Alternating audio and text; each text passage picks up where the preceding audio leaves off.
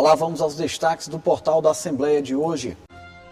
Terceiro lote de restituição do imposto de renda é liberado para mais de 5 milhões de brasileiros. IBGE divulga novo perfil de eleitores do país. Está em vigor no Maranhão uma lei de combate à fibromialgia, doença relacionada às dores. E veja também uma reportagem que trata sobre o maior acervo de azulejos da América Latina, localizado em São Luís. O portal da Assembleia está começando.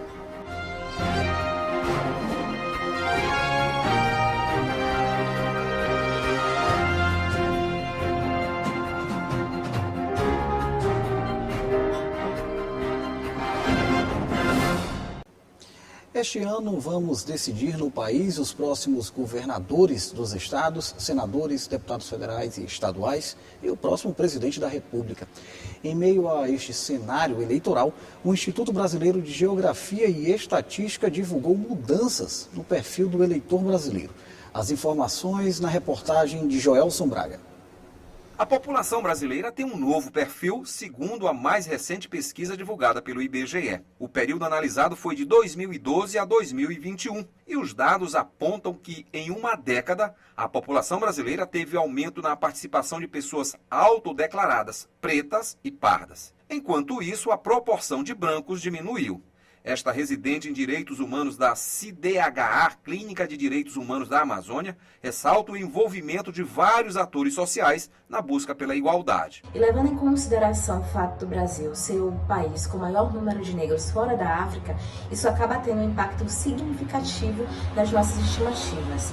Isso também se deve ao trabalho árduo dos movimentos sociais, do movimento negro, trazendo esse maior número de discussões nesse sentido. E, acima de tudo, levando essas discussões para as redes sociais, um espaço amplamente democrático, onde o maior número de pessoas tem acesso. Segundo a pesquisa, após uma década, este é o novo perfil da população brasileira. A participação de pessoas pardas subiu de 45,6% para 47%. Em termos absolutos, o grupo aumentou de 90,2 milhões para 99,9 milhões de pessoas, o equivalente a uma alta de 10,8%. A participação de pessoas pretas, por sua vez, avançou de 7,4% para 9,1%, ou seja, de 14,6 milhões de pessoas para 19,3 milhões, um crescimento de 32,4% na década. Já a parcela de pessoas brancas recuou de 46,3% para 43%. O número absoluto passou de 91,6 milhões para 91,5 milhões, o que o IBGE considera como uma estabilidade. O IBGE não explica este aumento no número de pessoas que se autodeclaram pretas e pardas no Brasil. Mas é possível que a explicação esteja no reflexo de campanhas de combate ao racismo e também no aumento de políticas públicas com ações afirmativas, como é o caso da criação de cotas nas universidades. Este é o entendimento da presidente da Comissão de Promoção de Igualdade Racial da OAB Maranhão. Ainda que não seja na mesma proporção do número de pessoas que na última década se declararam como negras, pretas e pardas, é possível sim afirmarmos que houve um crescimento de oportunidades para pessoas negras, tanto no meio acadêmico quanto profissional, sobretudo quando analisamos sobre a ótica das políticas de cotas implementadas no Brasil como mecanismos de promoção de igualdade racial. Ao fazermos um recorte na pesquisa e observarmos o estado do Maranhão, temos algumas particularidades, como explica este analista do IBGE. O Maranhão, ele apresentou,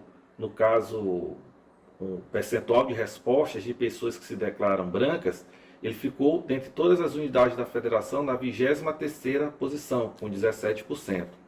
Quando a gente vai ver as pessoas que se declararam pretas, aí você já tem uma mudança. O Maranhão foi o 5º estado com maior proporção de pessoas que se autodeclararam pretas em 2021, com 10,9%.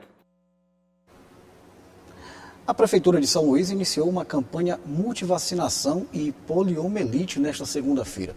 O objetivo é vacinar crianças e adolescentes para recuperar a cobertura que está atrasada de acordo com o calendário nacional. A campanha vai até o dia 9 de setembro e garante a imunização contra várias doenças, entre elas hepatite A e B, febre amarela e HPV.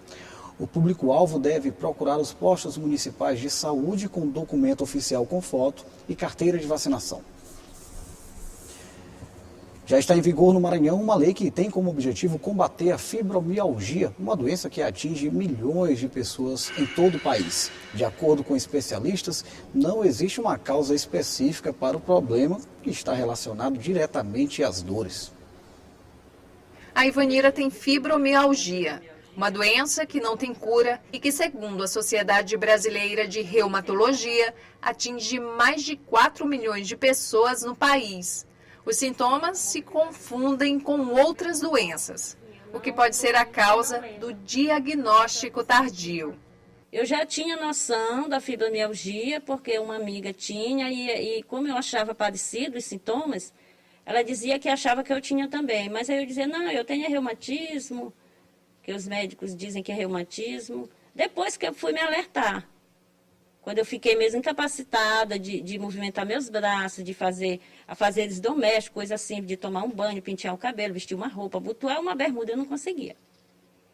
Aí foi que eu fui ver a gravidade da doença. Foram mais de 10 anos até receber o diagnóstico. A professora precisou ir a outro estado em busca do tratamento adequado de controle dos sintomas para ter de volta a qualidade de vida tomada pela fibromialgia. Só medicação manipulada, ele coloca uma medicação química e as outras todas são fitoterápicas. São 4, às vezes 5 componentes num comprimido só. E eu me sinto bem, eu não fico dopada.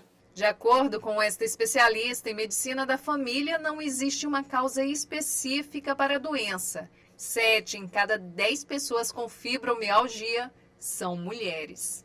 Existem hipóteses, algumas pessoas colocam que história familiar positiva para a doença é mais comum nessa família, mas nunca existiu nenhum gene específico para essa doença.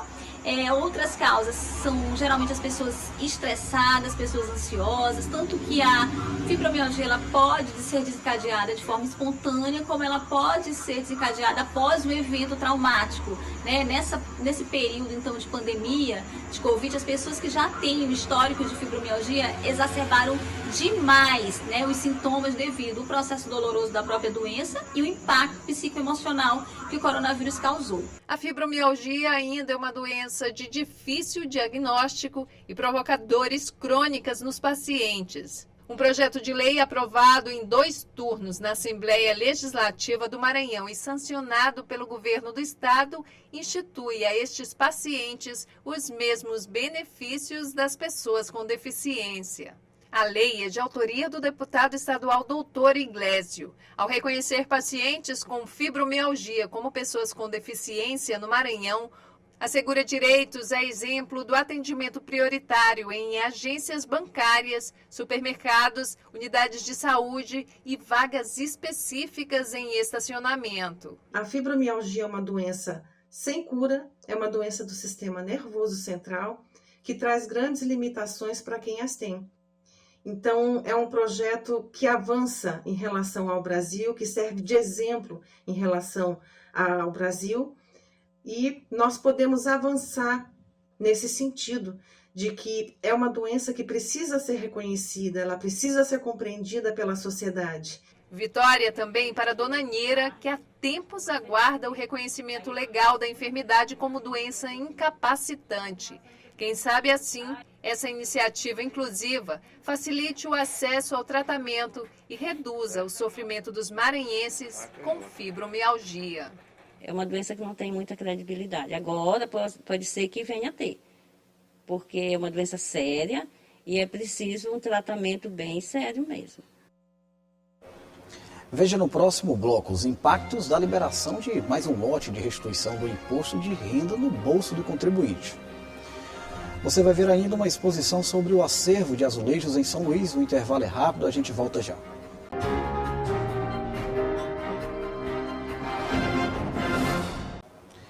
Mais de 6 bilhões de reais injetados na economia do país com a liberação do terceiro lote de restituição do imposto de renda. Esse reembolso tem feito diferença na vida dos contribuintes em meio a um cenário de dificuldades financeiras. A Receita Federal liberou o terceiro lote da restituição do imposto de renda para 5.242.668 contribuintes. Foram pagos mais de 6 bilhões e 300 milhões de reais só nesta etapa. Em tempos de inflação e endividamentos altos, os valores da restituição recebidos podem impactar de forma positiva no orçamento do contribuinte. A restituição do imposto de renda é uma receita extra muito importante, principalmente para aqueles que querem quitar suas dívidas, para aqueles também que querem fazer investimentos e para os que querem fazer uma reserva de emergência, que é poupar o recurso para utilizar quando necessário. Bom, em relação ao impacto na economia, haverá um impacto positivo, porque este recurso irá circular, irá aumentar o consumismo e favorecerá a quitação de dívidas para aqueles credores. Então, será muito importante também. Este ano, 36.322.912 contribuintes declararam ao imposto de renda em todo o Brasil. No Maranhão, foram registradas 497.629 declarações ao leão. As declarações são referentes ao exercício 2021. O contribuinte que ainda não sabe quando vai receber a restituição pode consultar a informação na página da Receita Federal na internet. A Receita disponibilizou 5 lotes de restituição aos contribuintes que não apresentaram pendências ou caíram na malha fina. Os próximos pagamentos estão previstos para os dias 31 de agosto e 30 de setembro. Como parte da comemoração dos 49 anos do Museu Histórico e Artístico do Maranhão, está disponível aos visitantes do local uma exposição de azulejos. São Luís é responsável pelo maior acervo da América Latina nesse quesito. São Luís possui o maior acervo azulejar português da América Latina, o que é um dos motivos da cidade ter recebido o título de Patrimônio da Humanidade concedido pela Unesco. Os azulejos são encontrados nas fachadas das casas antigas, localizadas no centro da cidade, utilizados em igrejas e na decoração interna de casarões. Parte dos azulejos coloniais de diversas nacionalidades compõem o acervo do Museu Histórico e Artístico do Maranhão e estão à disposição do público na exposição Azulejos. A exposição Azulejos fica em cartaz até o final de dezembro aqui no Museu Artístico do Maranhão.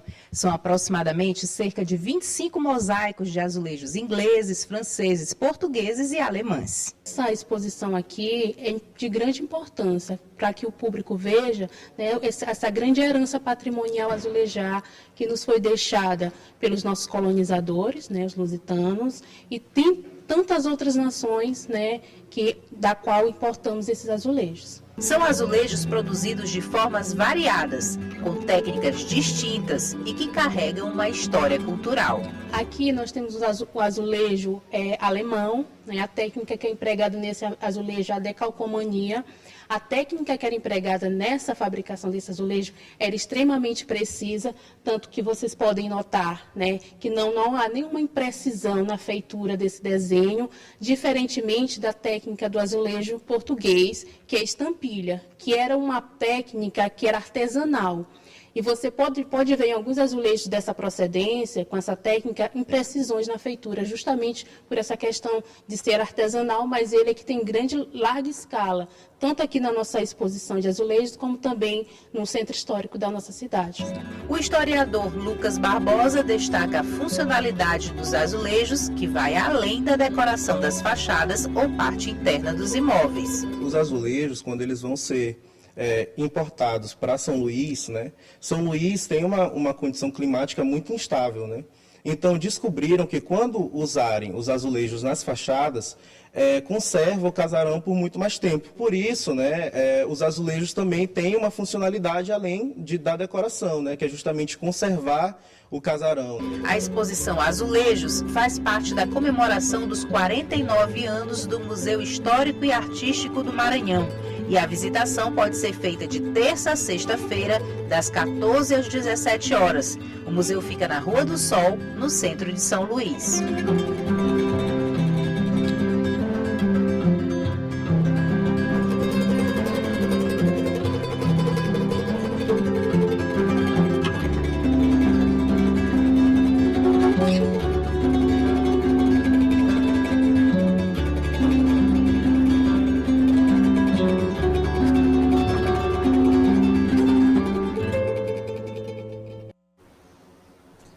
semana só está começando e hoje já é dia de esporte na telinha da TV Assembleia.